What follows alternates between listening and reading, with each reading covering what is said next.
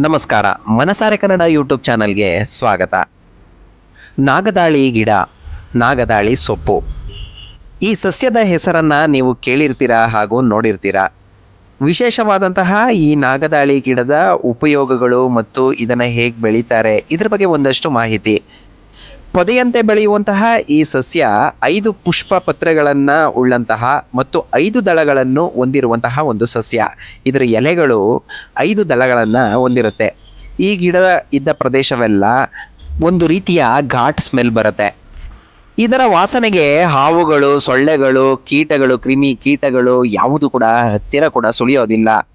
ಅದರಿಂದಾಗಿ ಇದನ್ನ ಹಳ್ಳಿಗಳಲ್ಲಿ ಮನೆಯ ಅಂಗಳಗಳಲ್ಲಿ ಬೆಳೆಸ್ಕೊಂತಾರೆ.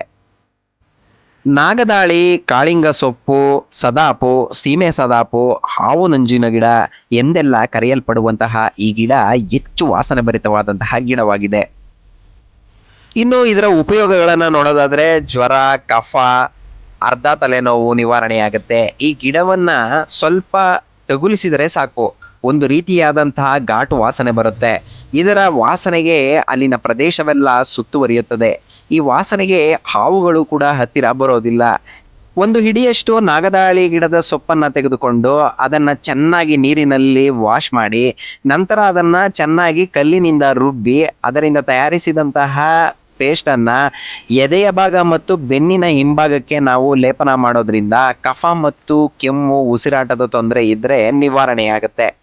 ಇದೊಂದು ಮೆಡಿಸಿನಲ್ ಪ್ಲಾಂಟ್ ಆಗಿದ್ದು ಇದರ ಹೂವು ಯೆಲ್ಲೋ ಬಣ್ಣದಲ್ಲಿ ಇರುತ್ತೆ.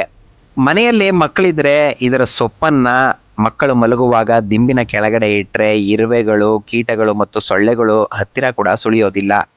ಹಾಗಾಗಿ ಇದನ್ನ ದಿಂಬಿನ ಕೆಳಗೆ ಕೂಡ ಇರಿಸ್ತಾರೆ.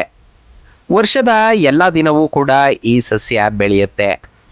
ಅಲರ್ಜಿ ಇರುವಂತಹವರು ಈ ಸಸ್ಯದ ಎಲೆಗಳನ್ನು ಉಪಯೋಗಿಸುವ ಮುನ್ನ ಡಾಕ್ಟರ್ ಕನ್ಸಲ್ಟ್ ಮಾಡಿದ್ರೆ ತುಂಬ ಒಳ್ಳೆಯದು.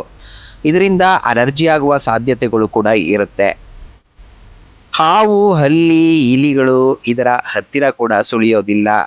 ಹಳ್ಳಿ ಪ್ರದೇಶಗಳಲ್ಲಿ ಹೆಚ್ಚಾಗಿ ನಾವು ಇರುವಂತಹ ಪ್ರದೇಶಗಳಲ್ಲಿ ಹಾವುಗಳು, ಚೇಳುಗಳು ಇತ್ಯಾದಿಗಳು ಕೀಟಗಳು ಹೆಚ್ಚಾಗಿ ಇರೋದ್ರಿಂದ ಮನೆಯ ಅಂಗಳದಲ್ಲಿ ಇದನ್ನು ಬೆಳೆಸ್ಕೊಳ್ತಾ ಇದ್ರು. ಮಕ್ಕಳುಗಳು ಮತ್ತು ಎಲ್ಲರೂ ಕೂಡ ಹೊಲ ಗದ್ದೆಗಳಲ್ಲಿ ಓಡಾಡಬೇಕಾದ್ರೆ ಹಾವುಗಳು ಕಚ್ಚೋದು ಅಥವಾ ಹಾವುಗಳಿಂದ ನಾವು ಸಂರಕ್ಷಿಸಿಕೊಳ್ಳೋದಕ್ಕೆ ಈ ಗಿಡವನ್ನು ಬೆಳೆಸ್ತಾ ಇದ್ರು.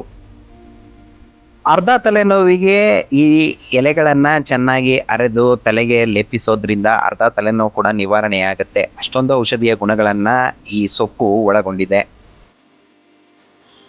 ಮಾಹಿತಿ ಇಷ್ಟ ಆಗಿದೆ ಅಂತ ಅನ್ಕೊಂತೀನಿ. ವಿಡಿಯೋ ಇಷ್ಟ ಆಗಿದ್ರೆ ಲೈಕ್ ಮಾಡಿ, ಶೇರ್ ಮಾಡಿ, ಕಾಮೆಂಟ್ ಮಾಡಿ, ಹಾಗೆ ಸಬ್ಸ್ಕ್ರೈಬ್ ಮಾಡೋದು ಮಾತ್ರ ಮರಿಬೇಡಿ ಅಂತ ಹೇಳ್ತಾ ಇವತ್ತಿನ ಈ ವಿಡಿಯೋನ ಇಲ್ಲಿಗೆ ಕೊನೆಗೊಳಿಸ್ತಾ ಇದ್ದೀನಿ. ಮತ್ತಷ್ಟು ವಿಡಿಯೋದೊಂದಿಗೆ ಮತ್ತೆ ಸಿಗ್ತೀನಿ ಅಂತ ಹೇಳ್ತಾ ವಿಡಿಯೋ ವೀಕ್ಷಿಸಿದ್ದಕ್ಕೆ ಧನ್ಯವಾದಗಳು.